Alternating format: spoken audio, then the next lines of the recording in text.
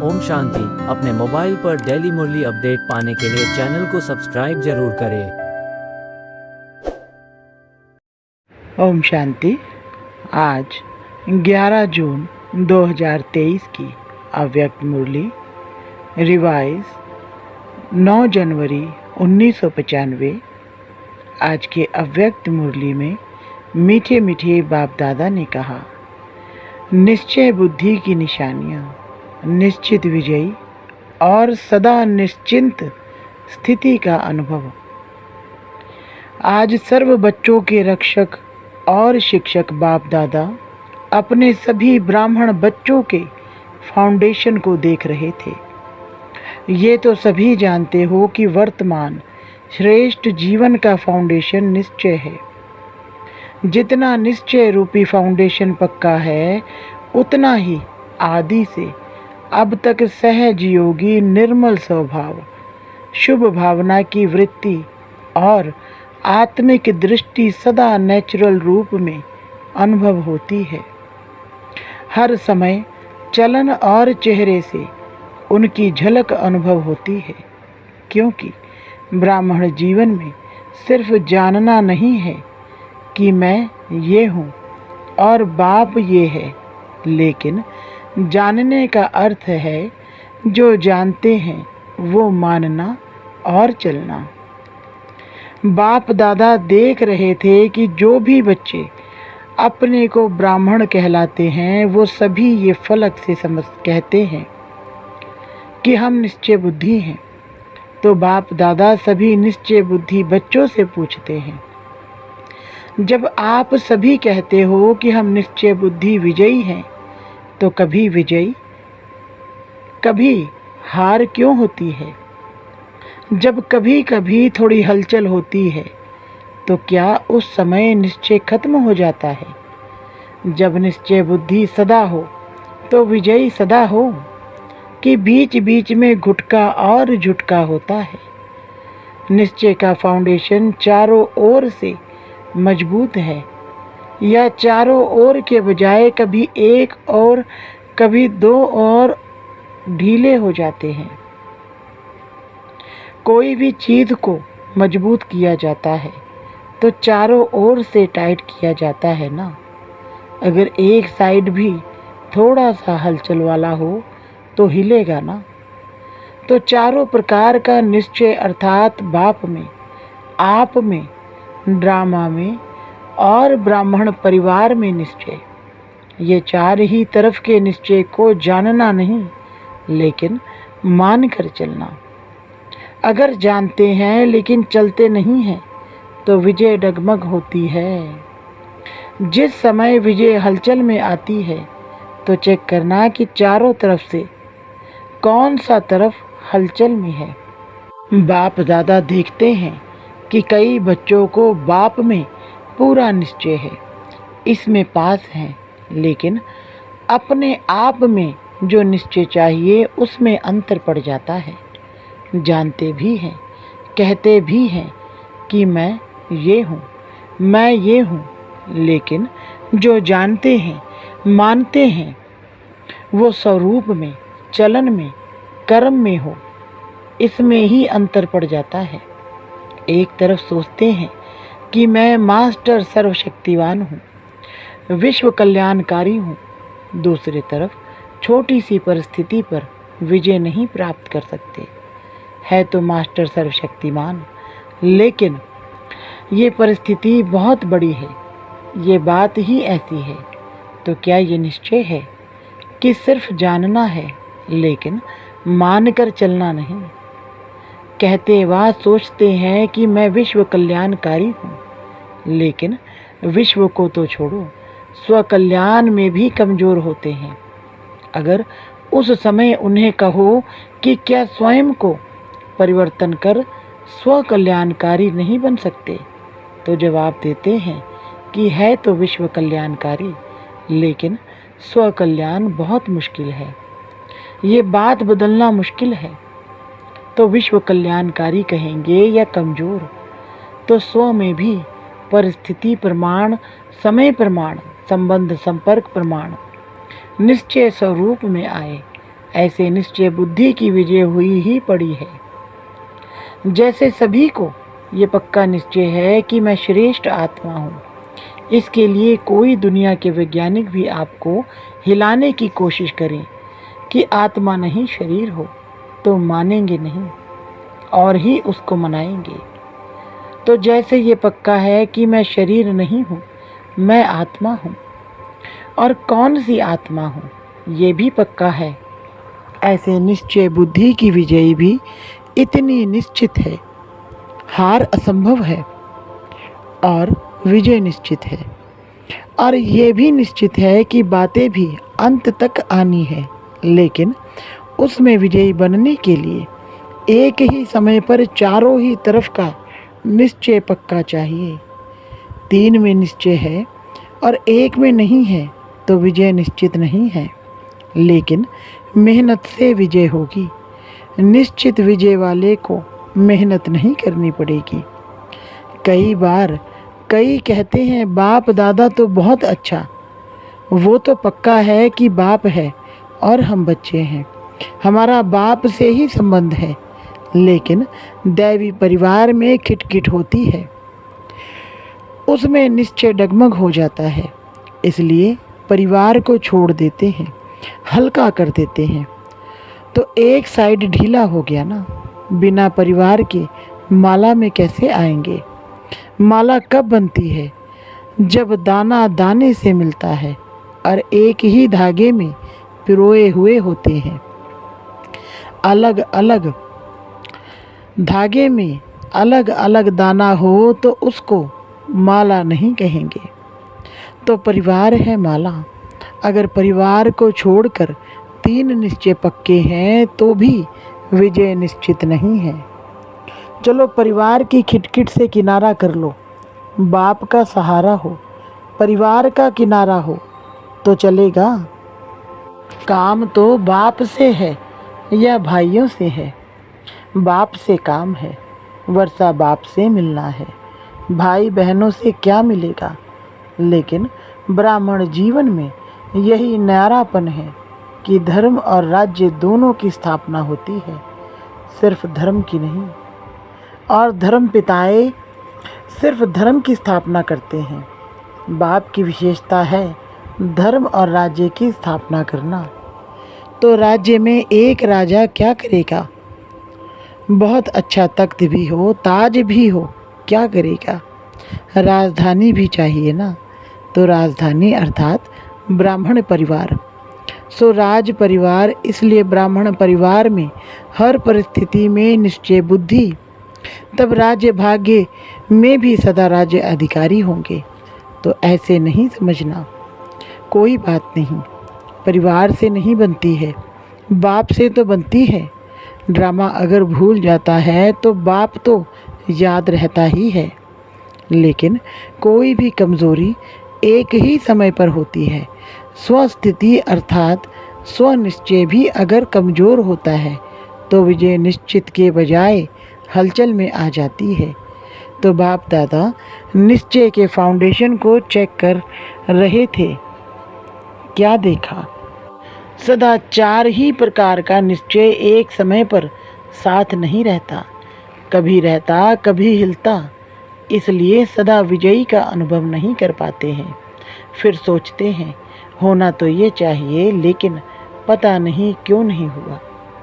किया तो बहुत मेहनत, सोचा तो बहुत अच्छा, लेकिन सोचना और होना, इसमें अंतर पड़ जाता है। इसका अर्थ ही है कि निश्चय के चारों तरफ मजबूत नहीं है। और हंसी की बात तो ये है कि ड्रामा भी कह रहे हैं, है तो ड्रामा, है तो ड्रामा, लेकिन अच्छी तरह से हिल भी रहे हैं। कभी संकल्प में हिलते, कभी बोल तक भी हिल जाते, कभी कर्म तक भी आ जाते। उस समय क्या लगता होगा? दृश्य सामने लाओ। ड्रामा ड्रामा हो, ये हो नहीं सकता। तो जब भी कोई भी कार्य में विजय प्राप्त नहीं होती है तो समझ लो कि निश्चय की कमी है। चारों ओर चेक करो, एक ओर नहीं। और बात निश्चय बुद्धि की निशानी, जैसे निश्चित विजय है वैसे निश्चिंत होंगे। कोई भी व्यर्थ चिंतन आ ही नहीं सकता सिवाय शुभ चिंतन के। व्यर्थ का नाम निशान नहीं होगा। ऐसे नहीं, व्यर्थ आया भगाया। निश्चय बुद्धि के आगे व्यर्थ आ नहीं सकता। क्योंकि क्यों, क्या और कैसे ये व्यर्थ होता है। जब ड्रामा के राज को जानते हैं, आदि मध्य अंत को जानने वाले हैं, तो जो ड्रामा के आदि मध्य अंत को जानने वाले हैं, वो छोटी सी बात के आदि मध्य अंत को नहीं जान सकते। ना जानने के कारण क्यों, क्या, कैसे, ऐसे ये व्यर्थ संकल्प चलते हैं। अगर ड्रामा में अटल निश्चय है, नॉलेजफुल भी है, पावरफुल भी है, तो व्यर्थ संकल्प हिलाने की हिम्मत भी नहीं रख सकते।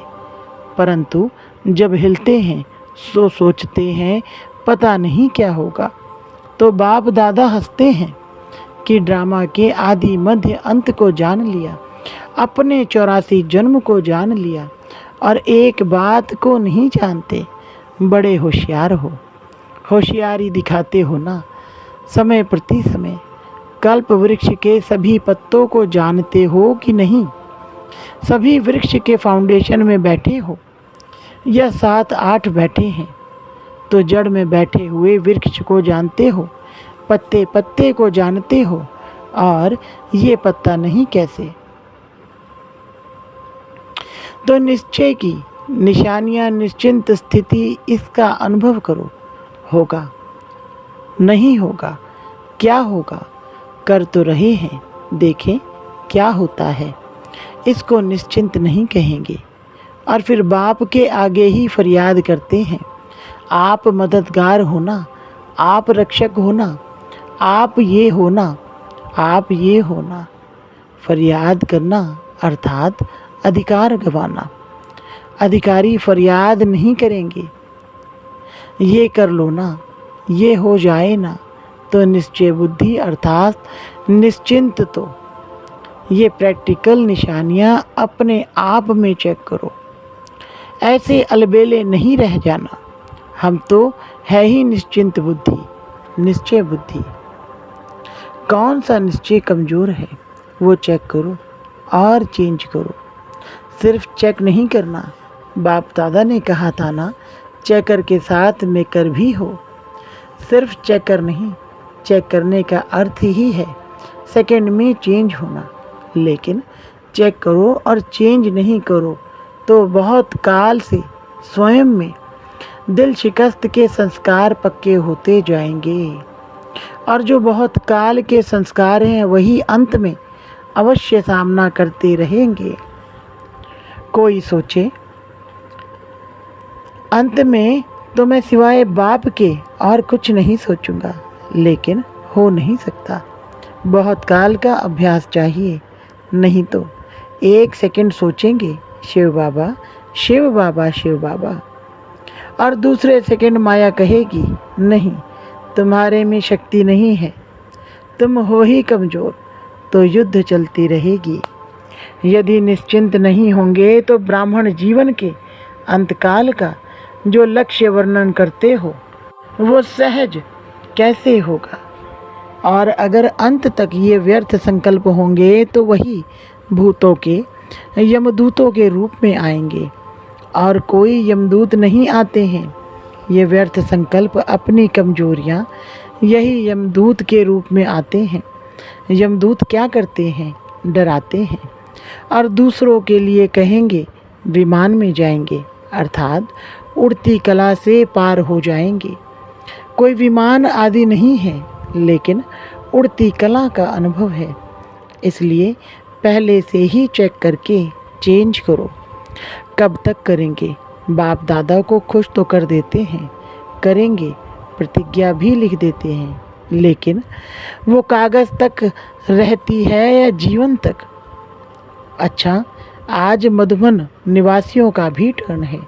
मधुबन वालों से तो विशेष बाप दादा का स्नेह है, सबसे है, लेकिन फिर भी थोड़ा सा विशेष मधुबन निवासियों से है, क्योंकि निमित्त हैं। फिर भी देखो, आप आते हैं, खातिरी तो ठीक करते हैं ना। मधुबन वाले, खातिरी करने में पास है ना। मेहमान निवाजी करना ही महानता है।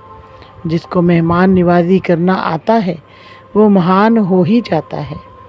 सिर्फ खाने पीने से नहीं, लेकिन दिल के स्नेह की मेहमान निवाजी वो सबसे श्रेष्ठ है। चाहे पिकनिक कितनी भी करा लो, लेकिन दिल का स्नेह नहीं मिला तो कहेंगे कुछ नहीं मिला।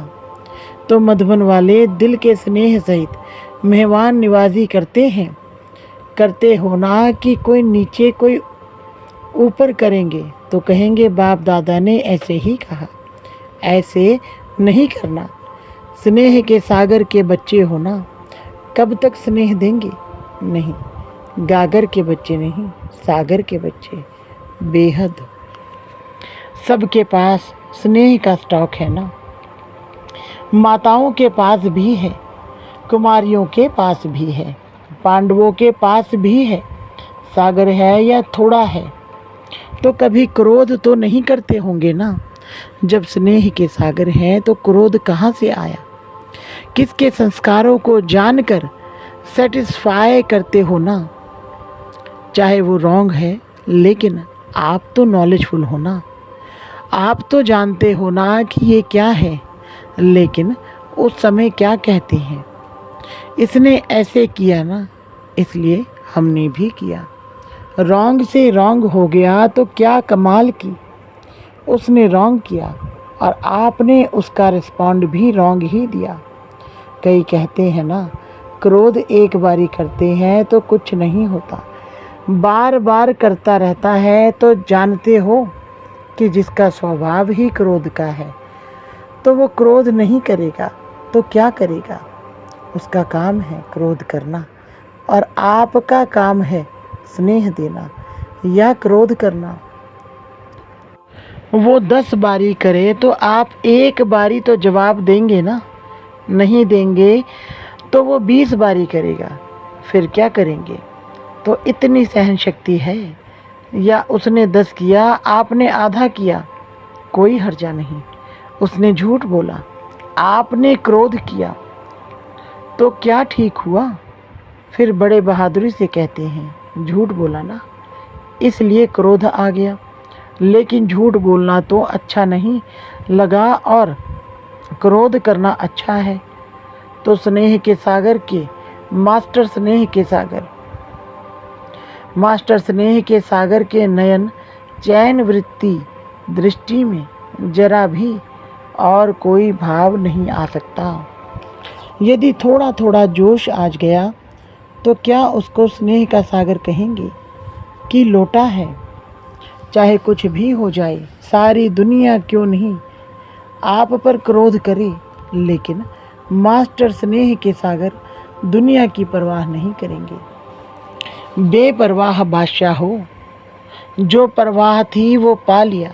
अभी इन व्यर्थ बातों से बेपरवाह बादशाह।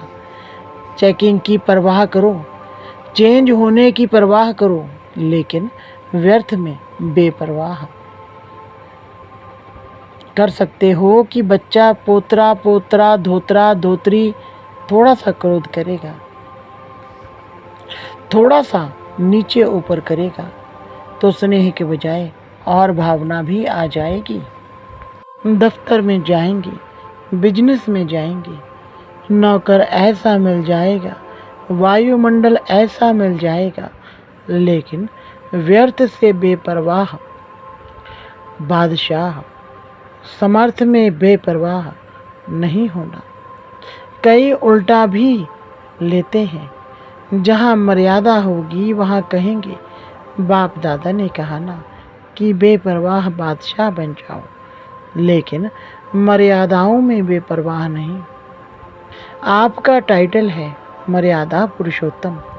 ये मर्यादाएं ही ब्राह्मण जीवन के कदम हैं। अगर कदम पर कदम नहीं रखा तो मंजिल कैसे मिलेगी? ब्रह्मा बाप के कदम पर कदम रखो तो ये मर्यादाएं ही कदम है। अगर इस कदम में थोड़ा भी नीचे ऊपर होते हो तो मंजिल से दूर हो जाते हो और फिर मेहनत करनी पड़ती है। और बाप दादा को बच्चों की मेहनत अच्छी नहीं लगती। कहते हैं सहज योगी और करते हैं मेहनत। तो अच्छा लगता है क्या?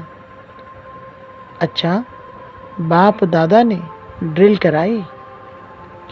चारों ओर के सर्वनिश्चय बुद्धि श्रेष्ठ आत्माएं, सदा निश्चित विजयी आत्माएं, सदा निश्चिंत आत्माएं, सदा श्रेष्ठ विधि द्वारा वृद्धि करने के निमित्त बनने वाली विशेष आत्माएं, सदा एक बाप एक बल एक भरोसे में अचल अडोल रहने वाले समीप आत्माओं को बाप दादा का याद प्यार और नमस्ते। रूहानी बाप की रूहानी बच्चों को नमस्ते। रूहानी बच्चों की रूहानी बाप दादा को नमस्ते जी। वरदान। दिल के स्नेह और संबंध के आधार पर समीपता का अनुभव करने वाले निरंतर योगी भव। विस्तार। ब्राह्मण आत्माओं में कोई दिल के स्नेह संबंध से याद करते हैं और कोई दिमाग अर्थात नॉलेज के आधार पर संबंध को अनुभव करने का बार बार प्रयत्न करते हैं। जहाँ दिल का स्नेह और संबंध अति प्यारा अर्थात समीप है, वहाँ याद भूलना मुश्किल है। जैसे शरीर के अंदर नस नस में ब्लड समाया हुआ है, ऐसे आत्मा में निष्पल अर्थात हर पल याद समाई हुई है। इसको कहते हैं दिल के स्नेह संपन्न निरंतर याद। स्लोगन। निस्वार्थ और निर्विकल्प स्थिति से सेवा करो, तब सफलता मिलेगी। अच्छा, ओम शांति।